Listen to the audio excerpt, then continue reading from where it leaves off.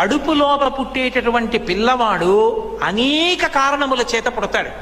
కేవలం ఏదో కొడుకు పుడుతున్నాడని అనుగ్రహించడానికి పుడుతున్నాడని మీరు అనుకోకూడదు. వేదాంతంలో ఒక కొడుకు పుట్టాలి అంటే కొన్ని కారణములు చూస్తారు, ఆ కారణముల చేత కొడుకునిస్తారు.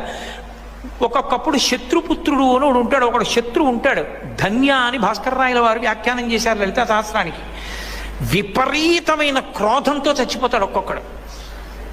ఇప్పుడు అనురక్తి ఉంటే మనస్సు వాళ్ళ మీద ఎలా నిలబడుతుందో కోపం ఉన్నా అలాగే నిలబడుతుంది. వాడండి వాడండి అని తలుచుకుంటూనే ఉంటుంది.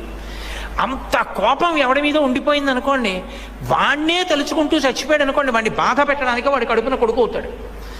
నాన్న ఎతి అంటే వాడు పెతి అంటాడు. వాడు కూర్చో అంటే నేను నించుంటానంటాడు. నువ్వు ఇక్కడ చదువుకో నేను హాస్టల్లో ఉంటానంటాడు.